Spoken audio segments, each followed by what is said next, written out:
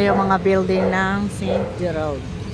Ayan, tahimik pa ang sitwasyon dito sa kapaligiran, pero marami na ang mga media nakaantabay sa mga kaganapan ngayong umagang ito.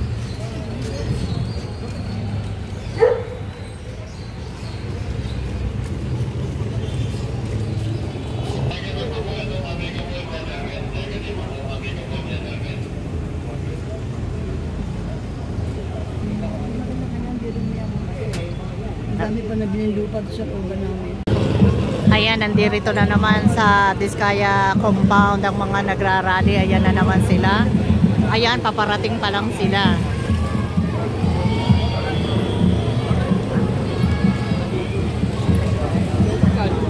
Ayan na, dumarating na mga nagrarally na naman. Ayan na. Dito na rin ang lahat ng media. Ayan, no. Media outlet nandyan rin.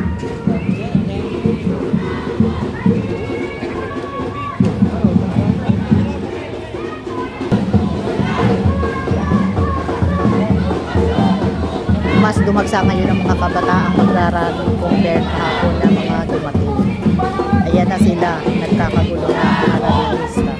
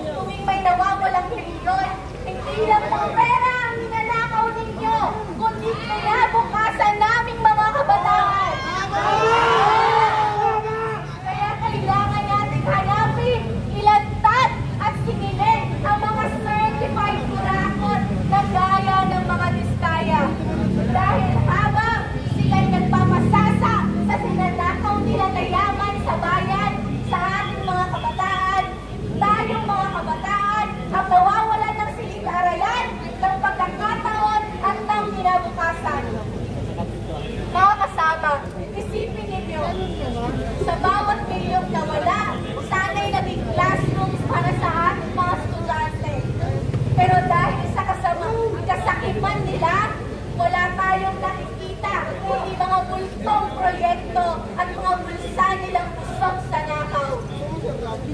At ang bakit ito kalimutan mga kasama? Sa kada milyon o bilyon na kinukurakot ng mga politiko at kontraktor gamit ang Ghost Flood Control Projects, milyong-milyong estudyante!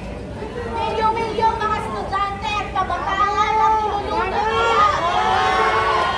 Hindi lang sa baha, kundi sa kawalan ng oportunidad ng eskwelahan at ng kinabukasan. Kaya malinaw sa akin, pangarap at kinabukasan ng at sa mga diskaya, pakinggan po ninyo ito. At sa mga kasakapat ninyo, kung kaya ninyong magnakaw sa mga kabataan, kayang-kaya rin namin kayong sigilin at panagilin. Diba nga? Kaya din. Mga diskaya, pakinggan nyo to. Hindi kami titigil. Hindi kami umuro. Kami, ang kabataang magpapalayas sa mundo ng korupsyon sa ating bayan. Dahil kami, ang henerasyon na ayaw sa kurakot, mga kasama. Lalaban pa tayo! Papalugatin ba natin ang mga kagaya ni Vizcaya? Muli po mula sa youth against kurakot at ang bayan youth, sabi po ang henerasyon na nagigili sa korupsyon at dapat gawin ng itigil ang mga kurakot. Maraming salamat po. Sa Vizcaya, mga kontraktor at mga politikong bahaban ay nagkakabal ng yaman mula sa ating mga kinabukasan. Kaya mga kasama, babad na ba kayo? Kinabang sila. Ang sigaw natin, panagutin ang mga kontraktor, panagutin ang mga nagkakabal ng yaman, panagutin ang mga Vizcaya. Mga kasama, ang iisang panawagan po natin, ang tanging kontratang dapat harapin ng mga kontraktor at ng mga politikong kahaman ay ang kanilang kontrata na harapin ang kanilang pananagutan sa bayan. Bakit? Kasi yung mga proyekto, ghost projects lang pala. May gusto, may plano, pero walang actual na nagawa. Sa papel lang sila totoo. Habang kami ay natutulong, ikiran at lipunkan. Kasi yung mga nasa pwesto, ilang politiko, at mga kasabwat nilang kontraktor, ay ako lang ang kailangan mula sa pera ng taong bayan.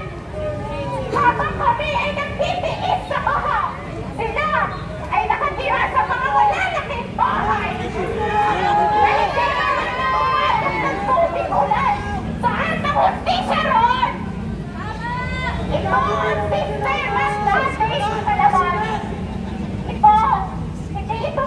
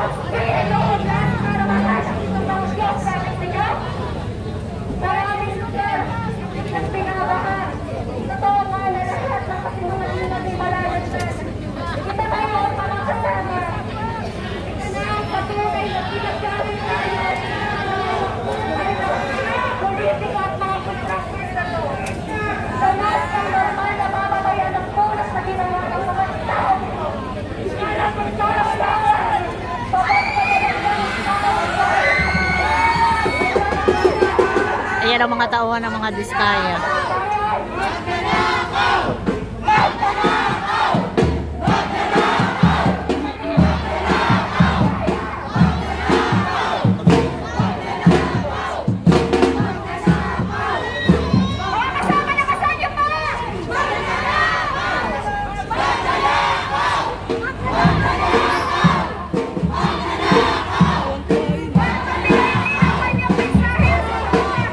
Dari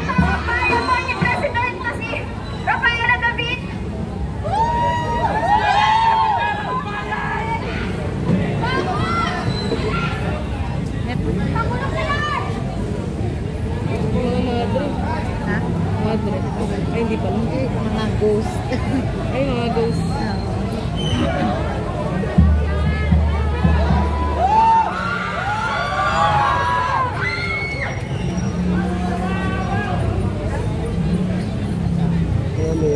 Oh, ito. Ito naman sa akin, diretso to eh. Kumusta mga kasama? Sige, mag-live ka dyan. Tingnan natin ngayong umaga. Ay, sa unan. Kasi mahirap pag tayo ay inuman to ng mga ghost projects, di ba? Ano po yung project? Sino ang kumita sa napunta ang pera? At yung pera na yan mga kasama, ngayong tinutugis sa mga kurakot, kailangan natin siramuhin. Hindi na lang mawawala parang mula ang mga pera. Kasi, di ba, nagkaroon ng tablet. Ako malo lang yun. Hindi mo masyado mataas. Ako po si Kyla mula sa Akbayan Youth at Youth Against Kurakot. Nandito po kami kasama ang iba't ibang hanay ng estudyante at kabataan. Kumakalampag sa mga kagaya ng Biskaya. Sa mga kagaya ng Biskaya na ang kakapal po ng mukha na magnakaw ng kaba ng bayan. Alam niyo po, hindi lang kaba ng bayan yung ninanakaw nila, buhay, pangarap at kinabukasan po naming mga kabataan. Yes po, dito po kami dahil kami po ay sumisigaw. Nagmamakaawan ng pananagutan. Hindi na pwede, puro investigations lang. Dapat may managot dahil this is the same style of corruption. Naramdaman na natin to sa Napoles scam, sa Formally scam. Kailangan ngayon may mapakulong, may mapanagot ng mga public officials, ng mga politiko. Baba mo lang, boss.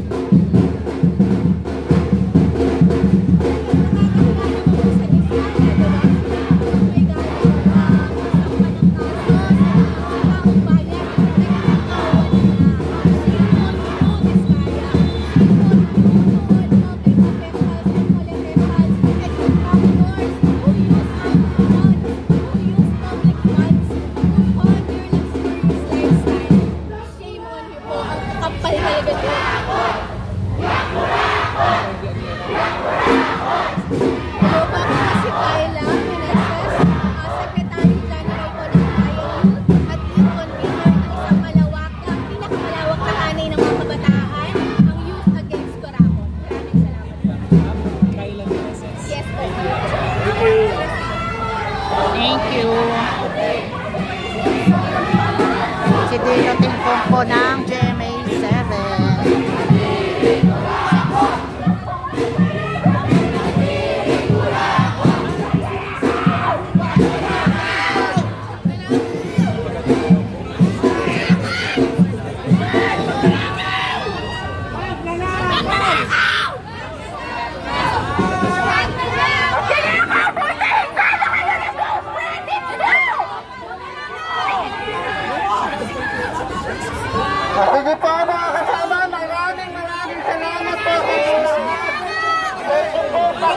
national. Yoko niyan! At ihahanap pa ang marami dyan. Kaya, tayo po ay patuloy na hindi po mapapabilisan sa ating mga paaralan at pupunta doon sa ating assembly point. Ayan, tapos na po sila sa kanilang mga programa. I-exit na sila. Exit.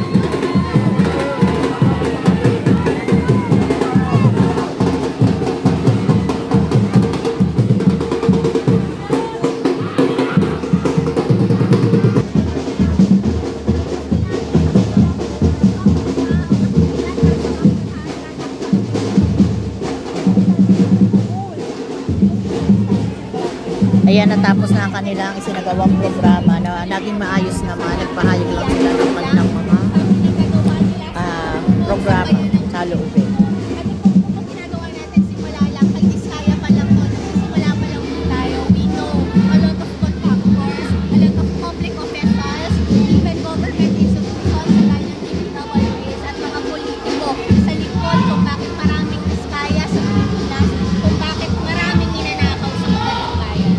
Meron sunod-sunod po yung ating kilos protesta, ating pong campus caravan, siikot po kami sa iba't ibang eskwelahan. Kami po ay mag-ghost hunting project next week. So, ito pong ghost hunting field trip, lilibutin po namin yung mga substandard na mga lugar. Magsisimula po kami sa Bulacan, kaya bilisan nyo na po yung paghahabol sa mga proyekto at Metro Manila. Atras! Mga photo! Set up natin! Set up nyo! Video kami, ito. Set up kami, set. Set up natin! Set up nyo sila! Stop! Set up mo na! Sound check. Okay na kayo? Okay, sir! Okay na.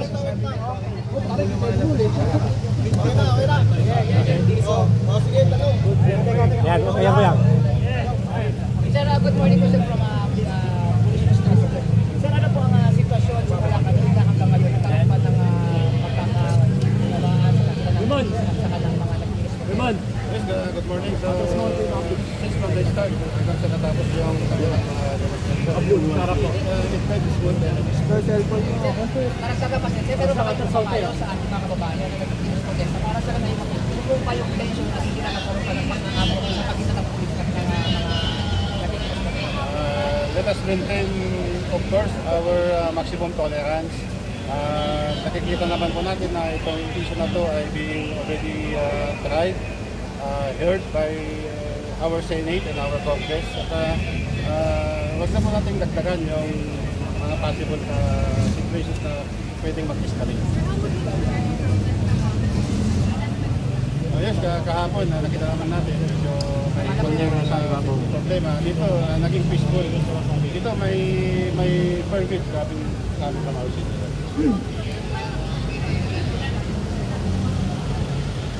Accordingly, inaayos na tayo.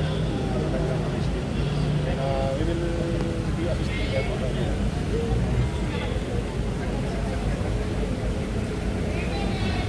Normal permit lang na pagkakalit ng permit.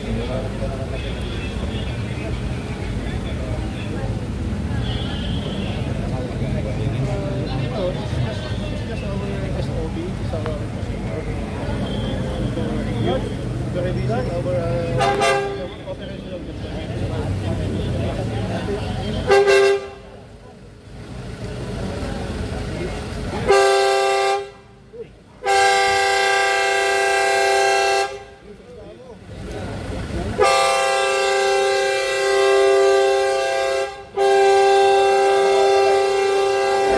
Yung naririnig nyo na bumubusina ng sunod-sunod habang ini-interview si Chief ay mga sasakyan po yun ng Diskaya.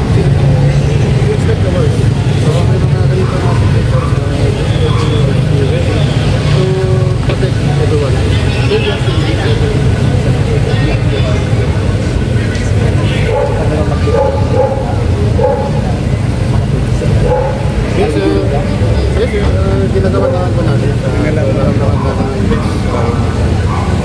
standard naman po natin na mag-deploy ng ating mga kapulisan. So, to maintain the peace and for Ayan, sa kasalukuyan ay ini-interview ang PNP chief ng Pasig. Bibigay ng pahayag. Kung hindi naman na kailangan. But they're always ready on standby for any event.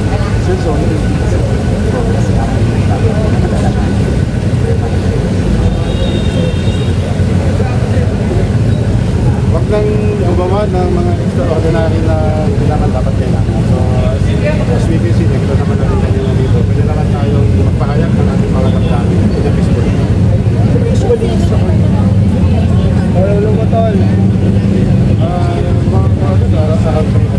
Pababa lang po ang camera. Yo, kita na yung ano niya. Mga nangyari ka ka Yung camera na to, kita na yung ano niya. Tapaw na. Oh.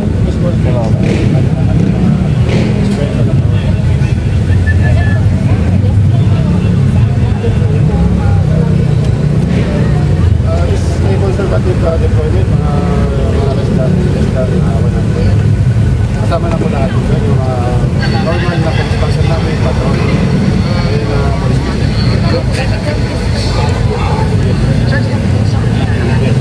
Usually, increased presence ng police associated with pagtataas ng alert. Normal ba yung alert ng Pasig Police despite ng increased presence? Yes, it's normal. Hi, sir.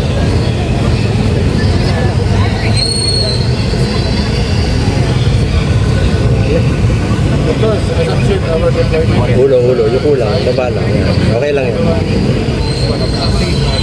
Okay na yan. Normal na tayo masaktan ng mga kababayan. Masaktan ko kahit sino man. We have to deploy to protect everyone.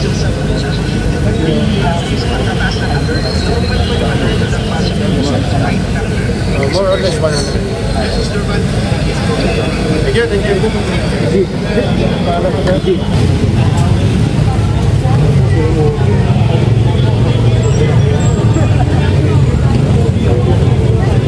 Chief of Police ng Pasig.